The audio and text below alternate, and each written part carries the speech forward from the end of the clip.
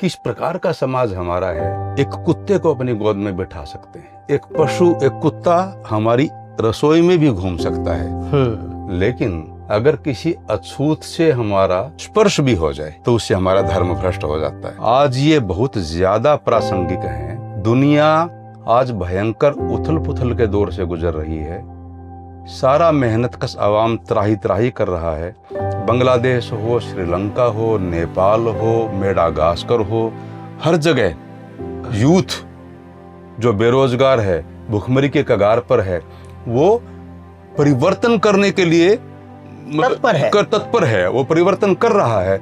लेकिन पुराने को उखाड़ने का महत्वपूर्ण कार्यभार करने के साथ साथ नया क्या हो, विजन, नया समाज किस प्रकार का बने, तो वो विजन अगर हमारे पास नहीं होगा तो अराजकता की स्थितियां पैदा होती रहेंगी। नमस्कार, मैं अविनाश सैनी और मेरे साथ हैं डॉक्टर सी.डी. शर्मा। डॉक्टर साहब क्रांतिकारियों से बहुत ज़्यादा प्रभावित है और ख़ास तौर पे भगत सिंह से। भगत सिंह पे उन्होंने किताब लिखी है इनकलाब का रास्ता, शहीद भगत सिंह और उनके साथियों के क्रांतिकारी दस्तावेज। भगत सिंह की अगर बात करें तो भगत सिंह इसलिए महान क्रांतिकारी नहीं है कि वो सिर्फ 23 साल की उम्र में शहीद हो गए थे। हालांकि ये भी बहुत बड़ी बात है, क्योंकि आज के अगर हम 23 साल के युवाओं की बात करें तो वो कहाँ उलझे हुए हैं। और उस समय पे भगत सिंह जब आज़ादी के आंदोलन में कूद रहे थे, लगभग 18 साल की उम्र उनकी थी और 23 साल की उम्र तक आते आते तो वो शहीद हो गए थे। तो लोगों को लगता है कि भगत सिंह एक युवा चेहरा है, एक नाम है जिन्होंने आज़ादी के लिए शहादत दी। लेकिन भगत सिंह इसलिए महान ज़्यादा है कि वो एक बहुत बड़े विचारक थे। अपने समय की जो समस्याएं हैं उनको भगत सिंह ने बहुत अच्छे से समझा और उन पे अपना आर्टिकुलेशन दिया, और भविष्य का समाज कैसा होना चाहिए इस पे भी उन्होंने एक दृष्टि दी। भगत सिंह अपने समय में किस तरह की समस्याओं के बारे में बात कर रहे थे, उसमें एक समस्या है अछूत समस्या, और ये समस्या आज भी हमारे समाज में अलग तरह से व्याप्त है। तो अछूत समस्या पे भगत सिंह ने क्या लिखा, अब देखिए उस समय का नौजवान उस समस्या को कैसे देख रहा है और कैसे उस पर लिख रहा है, जिसकी उम्मीद आज के लोग बेशक ना कर सकते हो, लेकिन उन्होंने ये काम किया और डॉक्टर सी.डी. शर्मा ने उसको अपनी किताब में जगह दी है। तो डॉक्टर साहब, अछूत समस्या पे जो भगत सिंह की राइटिंग है, तो उस पर क्या कहना चाहेंगे आप? बेसिकली भगत सिंह के जो दस्तावेज हैं और उनके साथियों के जो दस्तावेज हैं, मैंने उनको रीट्रांसलेट करके प्रचारित किया ताकि भगत सिंह के विचार, जो उनका वास्तविक सार है, वो जनता में जा सके। अछूत समस्या जो भगत सिंह के टाइम में जिस रूप में थी, हालांकि आज़ादी के बाद उसमें कुछ कमी आई है, लेकिन शासक वर्ग जो है वो जनता को विभाजित किए रखना चाहता है। इसलिए उसका यह प्रयास रहता है कि समाज में जो विषमताएं हैं, जो गैप्स हैं, वो ज़्यादा बढ़ें। और शहीद भगत सिंह की एक विशेष बात ये थी कि वो न सिर्फ एक क्रांतिकारी कार्यकर्ता थे, बल्कि एक बहुत उच्च स्तर के लेखक थे। और उन्होंने अपने छोटे से जीवन काल में अपनी देश में व्याप्त हर समसामयिक जो समस्या थी उस पर अपने विचार रखे। और अछूत समस्या भी ऐसी एक समस्या थी जी, और उसके बारे में शहीद भगत सिंह ने पंजाब में प्रकाशित कीर्ति नामक पत्रिका में 1928 में एक लेख लिखा। उन्होंने बताया कि हमारे देश में कुल आबादी का लगभग 20%, 30 करोड़ कुल आबादी थी, और उसमें 6 करोड़ अछूत लोग थे जी। और ये अछूत जो हैं, हमारी जो चतुर्वर्ण्य व्यवस्था जो थी मनुस्मृति में, या हमारी जो पुराने वेदोपनिषद वगैरह के हिसाब से जो व्यवस्था थी, ये अछूत हमारे उस व्यवस्था से भी बाहर थे। बाहर ब्राह्मण, क्षत्रिय, वैश्य, शूद्र, इन व्यवस्थाओं से भी इतर अछूत लोगों को गिना जाता था। और शहीद इस लेख में कहते हैं कि किस प्रकार का समाज हमारा है कि हम एक कुत्ते को अपनी गोद में बिठा सकते हैं। एक पशु, एक कुत्ता हमारी रसोई में भी घूम सकता है, लेकिन अगर किसी अछूत से हमारा स्पर्श भी हो जाए तो उससे हमारा धर्म भ्रष्ट हो जाता है जी। इन अछूतों को, इस समुदाय को ना ही स्कूलों में जाने दिया जाता। अगर वो कुएं पे चढ़ जाते हैं पानी लेने के लिए तो कुआं पवित्र हो जाता है। अगर वो मंदिर में चले जाएं तो कहते हैं कि मंदिरों में जो देवगण हैं वो रुष्ट हो जाते हैं। इस प्रकार एक ऐसा समाज जो मनुष्य को मनुष्य का दर्जा ही नहीं देता, तो समाज कितने विभत्स ये बात है और कितनी हमारी विडंबना है कि हम पशुओं को तो प्रेम कर सकते हैं लेकिन मनुष्यों को हम दुत्कारते हैं।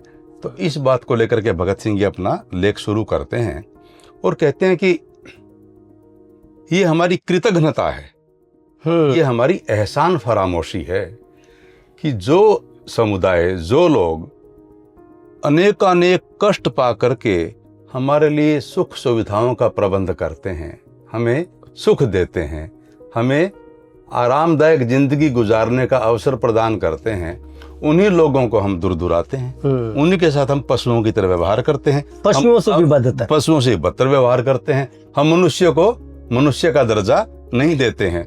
तो ये अपने समाज के ऊपर एक व्यथापूर्ण, मतलब अपने भाव को प्रकट करते हुए शहीद भगत सिंह कहते हैं कि किस प्रकार का समाज हमारा है, जहाँ इंसान को इंसान नहीं समझा जाता। और फिर वो कहते हैं कि एक सिंध के सज्जन थे नूर मोहम्मद की बात का जिक्र करते हुए वो कहते हैं, वो बॉम्बे काउंसिल के अंदर मेंबर थे। नूर मोहम्मद कहते हैं कि हम हिंदुस्तानी लोग, हम कहते हैं कि अंग्रेज हमारे से, जो श्वेत लोग हैं, जो वाइट्स हैं, हमारे साथ बराबरी का सलूक नहीं करते, वो हमें दोयम दर्जे का इंसान मानते हैं जी। तो वो कहते हैं कि क्या ऐसा कहने का हमारा नैतिक अधिकार है, क्या हमारा ये मोरल राइट है कि हम अपने समाज के एक हिस्से को, ना उसको हम शिक्षा का अवसर प्रदान करें। अगर उनके कानों में, हमारी स्मृतियों में लिखा है कि अगर किसी अस्पृश्य व्यक्ति के या शूद्र के भी कान के अंदर अगर कोई वेद वाक्य भी पड़ जाएगा जी, तो उसके कानों में पिघला हुआ शीशा डाला जाएगा, समझ गए। तो ना तो उनको पढ़ने का अवसर दिया जाता, ना ही हम उनको पीने का पानी तक भी उपलब्ध करवाते। तो जब हम अपने समाज के एक हिस्से के साथ ऐसा व्यवहार करते हैं तो क्या हमें अंग्रेजों से अपने प्रति समानता का अधिकार जी देने का, क्या हमारा इसका औचित्य है, क्या हमारा ये नैतिक, मतलब हमारा आचरण बनता है ऐसी मांग करना? तो हमें अपने समाज के अंदर सुधार करना और ये जो अत्याचार है इसको खत्म करना, ये बेहद जरूरी है। और इसके बाद वो कहते हैं कि देखो, एक मनुष्य, सभी मनुष्य बराबर है जी। बर्थ इज एन एक्सीडेंट, जो जन्म है वो तो संयोग है। जन्म से और कर्म से सभी समान हैं जी। इनमें किसी प्रकार का भेदभाव व्याप्त होना इस समाज के अंदर एक बहुत बड़ी कुरीति है और हमें इस कुरीति को दूर करना है। वो कहते हैं कि उस वक्त समाज के अंदर एक मुद्दा उठा हुआ था कि कम्युनल रिप्रेजेंटेशन का, सामुदायिक प्रतिनिधित्व का जी, कि जो समुदाय जितना बड़ा है उनको असेंबली में उतनी तदनुपात, उस प्रोपोर्शन में सीट्स दी जाएं। तो उसको लेकर के भगत सिंह लिखते हैं कि विभिन्न समुदायों में अपनी सीट्स बढ़ाने के लिए असेंबली में एक प्रतिद्वंद्विता हो गई, होड़ मच गई। और उस होड़ के चलते हिंदुओं ने, अब 6 करोड़ की आबादी है, उनको अपने में शामिल करने के लिए प्रयास किए। हिंदुओं ने उनको यज्ञोपवीत पहना करके, मुस्लिमों ने उनको कलमा पढ़ा करके, सिखों ने उनको अमृत छका करके ये प्रयास किया कि हमारे समुदाय की आबादी बढ़े और हमारा जो प्रतिनिधित्व है वो ज्यादा हो जाए। तो इसी प्रकार से फिर जो अछूत लोग हैं, उन्होंने सोचा कि हम दूसरों की खुराक क्यों बने जी, हम क्यों ना खुद संगठित हों, और उसी को लेकर के उस समय आदि धर्म मंडल जैसे संगठन भी बने। ठीक है, ताकि हम किसी दूसरे के खुराक ना बने। इस प्रकार का एक समाज के अंदर कहते हैं कि चाहे जो भी हो, इसका परिणाम कुछ हद तक सुखद परिणाम ये जरूर निकला कि अस्पृश्यता में मामूली कमी आई। इसके बाद आप देखो, शहीद भगत सिंह कहते हैं कि इतिहास में जाते हुए हमें बताते हैं कि जो हमारे आर्य पूर्वज थे, बहुत पहले की वो बात कहते हैं जी, उन्होंने समाज के एक हिस्से के द्वारा निम्न कहे जाने वाले काम शुरू करवा दी। उनसे निम्न कोटि के काम करवाए और उनको नीच कह करके दुत्कार दिया। उनकी बस्तियां अलग, उनके खाने पीने का, उनका रहन सहन का सारा एक किस्म का दुराव उनसे था जी। और उनसे निम्न कोटि के, उनसे जो कठोर श्रम के कार्य जो थे या निम्न कहे जाने वाले कार्य जो थे वो उनसे करवाने लगे, उन्हें नीच कह करके दुत्कार दिया। लेकिन उनको साथ ही साथ ये चिंता भी सता रही थी कि इतनी बड़ी आबादी है, पत्थर तो नहीं, वो भी मनुष्य हैं, उनमें भी चेतना है, तो कहीं वो इसके खिलाफ बगावत ना कर दें जी। उन्होंने इस किस्म का प्रचार शुरू कर दिया कि ये तो आपके पुनर्जन्म का फल है, ये आपके प्रारब्ध का दोष है। इस प्रकार एक पुनर्जन्म के सिद्धांत का उन्होंने गढ़ा कि आपने पिछले अपने जन्म के अंदर ऐसे गलत कार्य किए थे, पाप किया था, जिसकी सजा के फलस्वरूप आपको आज ये स्थिति में आना पड़ा, आपको अछूत होना पड़ा, ताकि वो व्यवस्था के प्रति कोई सवाल ना उठा पाए, बगावत ना कर दे। और ये बताया कि अब तो आप धैर्य रखें, आप जिस प्रकार का कार्य आपके लिए नियत है, आप निष्ठा से वो कार्य करें, चुपचाप अपनी जिंदगी गुजारें, और अगले जन्म में इसके फल स्वरूप आपको आपकी बेहतरी हो जाएगी। तो इस प्रकार भगत सिंह कहते हैं कि मानव की मानवीयता को नष्ट कर दिया, इंसान की इंसानियत को खत्म कर दिया, एक बहुत क्रूर काम किया। और शहीद कहते हैं कि आज हमारे लिए उसका प्रायश्चित करने का वक्त है। बिल्कुल, हम उसको प्रायश्चित करें अब कि हमने जो ये गलत काम इस समाज के प्रति किए हैं। तो इस प्रकार से एक इतिहास दृष्टि रखते हुए कि कैसे इतनी बड़ी मानवता के इतने बड़े अंश को जो बहुत दुख झेल रहे थे, उनको एक लंबे समय तक सुला दिया, सदियों तक सुला दिया जी। उसको एक सैद्धांतिक आवरण पहना करके उनको सुलाए रखा ताकि ये लोग बगावत ना कर दें जी। तो भगत सिंह ने इस समस्या को समझा।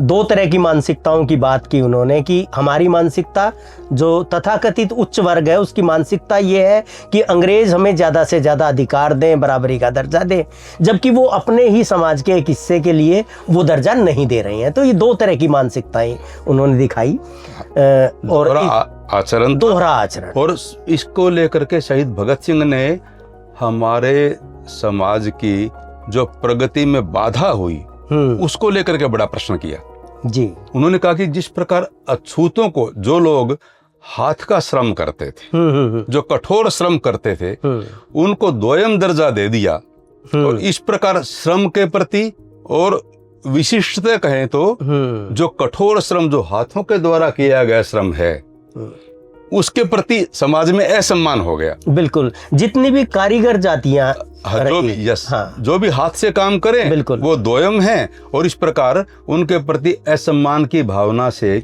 जो हमारे समाज के विकास होना चाहिए था, जो प्रगति होनी चाहिए थी, उसमें एक बड़ी बाधा बन के खड़ा बनी। इसलिए वो कहते हैं कि आज ये वक्त आ गया कि जिन अछूत भाइयों को, जिनको हमने अछूत कह करके दुत्कारा है, ठीक है, उसको हम प्रायश्चित करें और उनके साथ अब उनको अपने साथ बिठाएं, उनके साथ हम अपना खान पान शुरू करें, और अपने उनके प्रति किए गए दुर्व्यवहार के लिए क्षमा याचना करें। बिल्कुल, इसके अलावा भगत सिंह ने इस समस्या के समाधान के तौर पे क्या चीज सुझाई? इस समस्या के समाधान के तौर पर देखो, एक तो वो बात कहते हैं कि जिस समुदाय की, जिस व्यक्ति की समस्या है, एक तो ये कहा कि उनके साथ हम अपना खान पीन उनको अपने साथ मिलाएं, उनको सामाजिक व्यवस्था में परिवर्तन करें, उनको अपने बराबर समझें।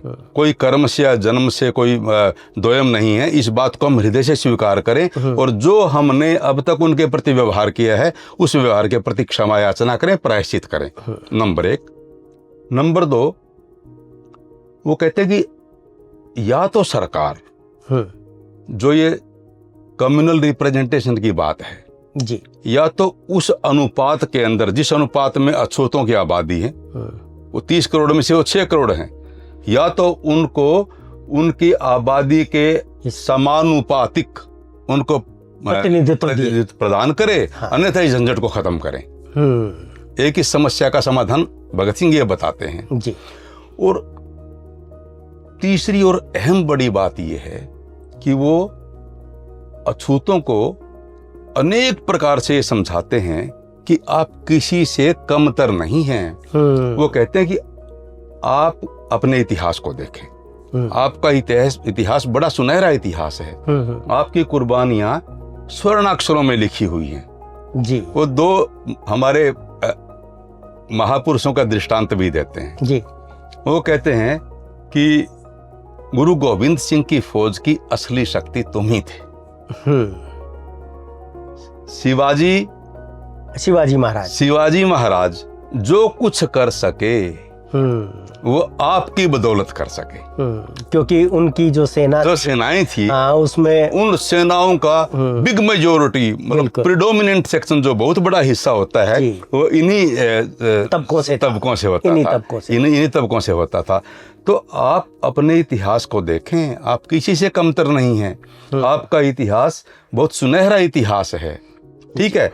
लेकिन इतना सब कुछ होते हुए भी आज स्थिति ये है कि विशेष करके हमारे पंजाब में लैंड एलियनेशन एक्ट लागू किया गया था। उस एक्ट के तहत इस समुदाय में से अगर किसी व्यक्ति के विशेष के पास मान लो कुछ धन होता भी, ठीक है, फिर भी वो जमीन नहीं ले सकता था। इस प्रकार मतलब कितनी असहायता की स्थिति है। लेकिन आप देखो ऐसे समुदाय जिसका इतना स्वर्णिम इतिहास है, वो अपने आप को कितनी निरीह स्थिति के अंदर पा रहा है, सब कुछ होते हुए भी जमीन नहीं खरीद सकता। और इंग्लैंड की मिस मेयो का एग्जाम्पल दे करके वो कहते हैं, अमेरिका की मिस मेयो थे और वो इतिहासकार और साहित्यकार थी जी। वो कहते हैं कि हिंदुस्तान के प्रति उनका विशेष आकर्षण था और यहाँ के बारे में काफी लेख वो लिखते थे। मेरे ख्याल वो लाजपत राय के पत्रिकाओं के में भी अपनी लेख लिखती थी। उन्होंने कहा था कि these are considered lesser than animals, कि इनको तो जानवरों से भी कमतर, इनको कमतर मनुष्य करके हमारे देश में आंका जा रहा है। और कहते हैं कि देखो,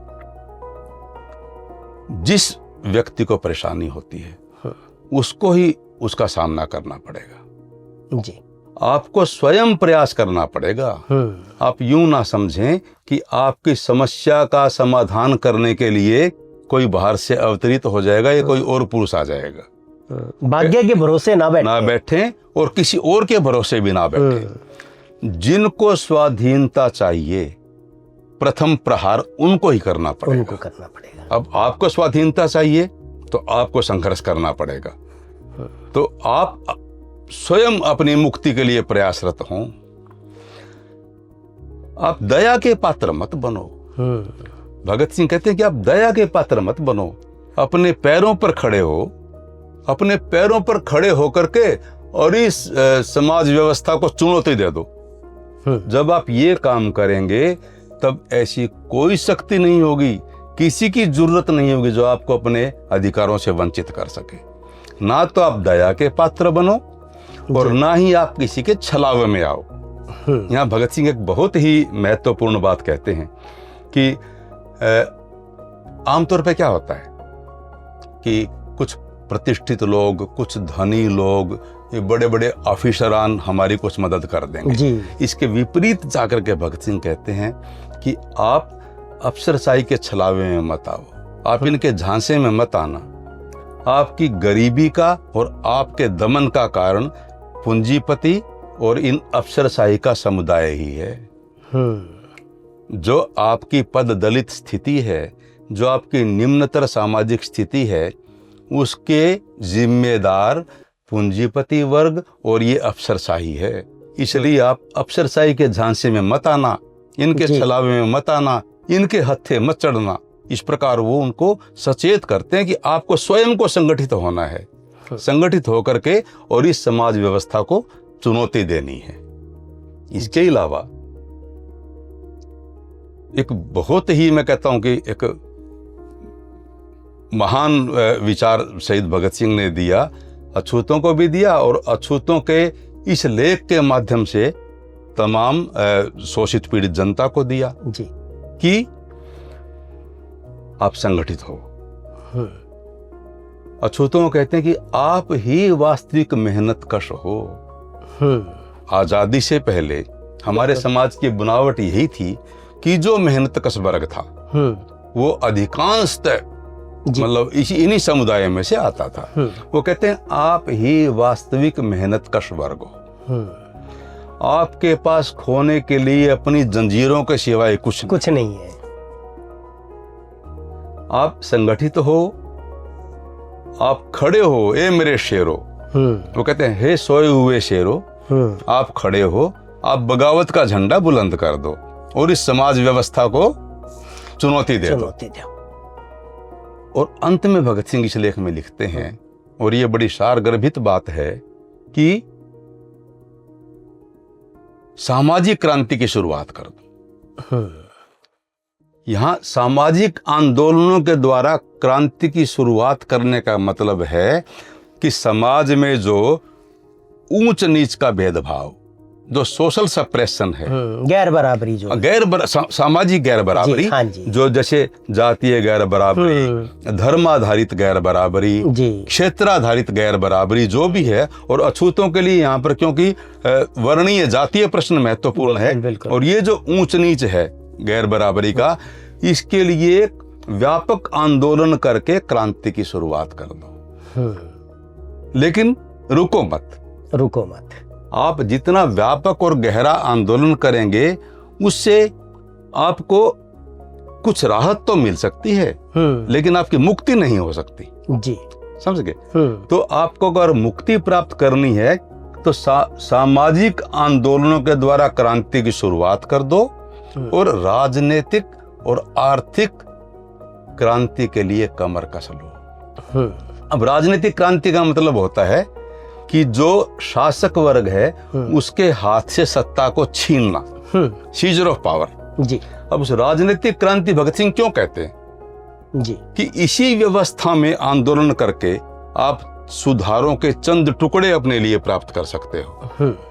लेकिन अगर आपको मुक्ति प्राप्त करनी है तो आपको बाकी जो तमाम मेहनत कश लोग हैं, जो शोषित और पीड़ित हैं, उनके साथ मिल करके, उनके साथ ऐक्यबद्ध होकर के आप राजनीतिक क्रांति करो और राजनीतिक क्रांति करके सत्ता अपने हाथ में लो। और उस सत्ता का जो औजार आपके पास होगा उसको प्राप्त करके आप आर्थिक क्रांति कर दो। जब सत्ता आपके हाथ में आ जाएगी तब आप समाज के अंदर जो आर्थिक भेदभाव हैं, जो गरीबी और अमीरी की खाई है, उसको मिटाओ। तो इस प्रकार आपको सामाजिक आंदोलनों से जो राहत मिलेगी, आप राजनीतिक क्रांति करके, ठीक है, आप आर्थिक भेदभाव खत्म करो और उसके बाद आपको जाकर के पूर्ण मुक्ति मिल जाएगी। ठहरना नहीं है, सिर्फ सामाजिक आंदोलनों करके आप ठहर जाएंगे, उससे बात बनेगी नहीं, उससे मामूली राहत ही प्राप्त होगी, लेकिन वो करना, उसको टालना नहीं है। कई बार हम ये सोचते हैं कि हम राजनीतिक क्रांति कर देंगे, राजनीतिक क्रांति करना ही एक लक्ष्य बन जाता है। प्रथमतः और मुख्यतः ये जरूरी है, ठीक है, लेकिन सांस्कृतिक क्रांति हम राजनीतिक क्रांति के बाद में कर लेंगे। सामाजिक क्रांति का जो कार्यभार है उसको जाने अनजाने जी, चाहे अनचाहे हम यूं सोच लेते हैं कि राजनीतिक क्रांति एक बार कर दें, सत्ता हमारे हाथ में आ जाए और फिर हम सांस्कृतिक क्रांति भी कर देंगे, सामाजिक क्रांति भी कर देंगे। लेकिन शहीद भगत सिंह कहते हैं no, this task can't be deferred. सामाजिक आंदोलनों के द्वारा क्रांति की शुरुआत कर दो और राजनीतिक और आर्थिक क्रांति के लिए कमर कसर। राहत का काम, राहत के लिए संघर्ष शुरू कर दो और पूर्ण मुक्ति के संघर्ष के लिए तत्पर हो जाओ, कटिबद्ध हो जाओ। तो इस प्रकार एक अछूत समस्या को लेकर के उसका कारण, उसका निदान, उसका फिर समाधान, उससे राहत की प्राप्ति और उससे मुक्ति किस प्रकार हो, एक छोटे से लेख में उन्होंने, एक शहीद भगत सिंह ने 21 वर्ष की अल्पायु में एक इतना महत्वपूर्ण दस्तावेज हमारे सामने प्रस्तुत कर दिया, जिसको बार बार पढ़ करके भी हमें लगता है कि हमारी समझ अभी अधूरी है। बिल्कुल सही बात कही आपने डॉक्टर साहब। और ये जो सामाजिक आंदोलनों में लोग लगे हुए हैं, समाज बदलाव के काम में लगे हुए हैं, उनके लिए भी भगत सिंह के ये विचार जो हैं वो एक दृष्टि देते हैं कि उनको अपने काम को कैसे करना है। और दूसरी बात ये है कि हम जब युवाओं की बात कर रहे थे प्रोग्राम शुरू करते हुए, कि युवा भगत सिंह से बहुत ज़्यादा प्रेरित है, उनकी छवि से बहुत ज़्यादा प्रेरित है, लेकिन उनके विचारों से बहुत ज़्यादा अनजान भी हैं। तो युवाओं को चाहिए कि जिस समाज का सपना भगत सिंह ने देखा था, वो कहते थे कि आज़ादी का मतलब ये नहीं है कि जो गोरे अंग्रेज हैं वो यहाँ से चले जाएं।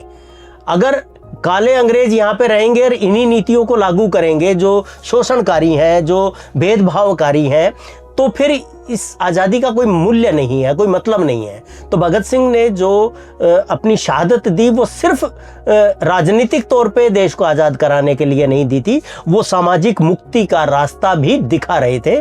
तो ये इस लेख के माध्यम से डॉक्टर सी डी शर्मा ने पूरी तरह से खोल के हमारे सामने रखा है। और ऐसे ही बहुत सारे लेख हैं भगत सिंह के। हम हर अपने अंक में एक नए लेख की बात करेंगे और उस पर इसी तरह से प्रकाश डालते हुए आप तक लेके आएंगे। आपने बहुत ध्यान से इसे सुना, आपका बहुत बहुत शुक्रिया। और डॉक्टर साहब आपका भी बहुत बहुत धन्यवाद। अविनाश जी बहुत बहुत शुक्रिया। जी।